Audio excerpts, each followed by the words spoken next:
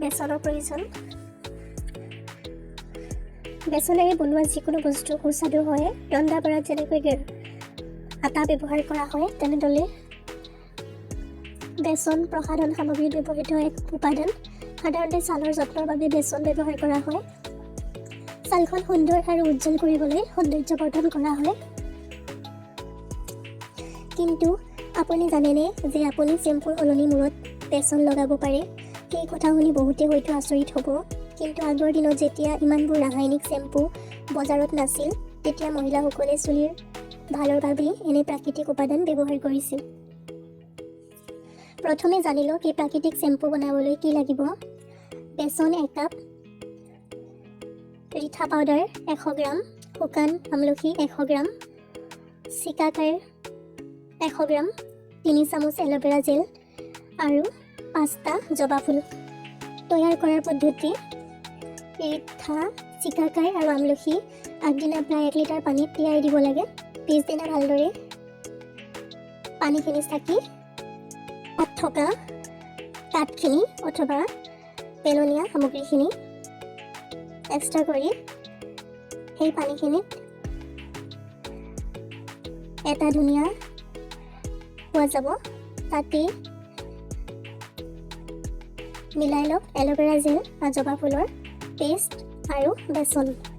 পদ্ধতি: চুলিখিনি ভালদৰে পানীৰে ধুই তাৰপিছত এই মিশ্ৰণৰ চামুচেৰে লৈ প্ৰয়োজন সাপেক্ষে মূৰত ভালদৰে মালিচ কৰিব লাগে। 10 মিনিট ভালদৰে মালিচ কৰাৰ পিছত 1 ঘণ্টা ৰাখি ঠাণ্ডা পানীৰে ধুই পেলাব। এইটো লগোৱাৰ ফলত আমাৰ চুলিৰ কি উপকাৰ হ'ব? 1 নম্বৰ, চুলি ধুনীয়া হ'ব, ক'লা চুলিক ধুনীয়া কোচা কৰিব। তাৰপিছত এই শ্বেম্পুটো নিশ্চয় ব্যৱহাৰ কৰক। এই শ্বেম্পুৰ সকলো প্ৰাকৃতিক উপাদানে আপোনাৰ চুলিখিনি ক'লা, দীঘল, মজবুত হোৱাত সহায় কৰিব। 2 নম্বৰ, কফি দূৰ কৰিব। ঠাণ্ডা মানে চুলিৰ গুৰিত অতিৰিক্ত উফি আপোনাক কি বিৰক্ত কৰি তুলিছে? অৱশ্যে ঠাণ্ডা দিন অহাৰ আগে পৰাই এই শ্বেম্পুটো মাথাত লোৱাৰ অভ্যাস কৰক। দেখিব চুলি কিমান ধুনীয়া, সুন্দৰ আৰু পৰিষ্কাৰ হৈ গৈছে। 3 নম্বৰ, নতুন চুলি গজাব। এই শ্বেম্পু ব্যৱহাৰ কৰিলে মাথাত নতুন চুলি গজোৱাত সহায় কৰিব। আৰু বেছি দেৰি নকৰি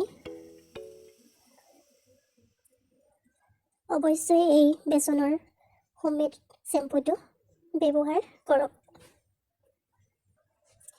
সতৰ্কীকৰণ: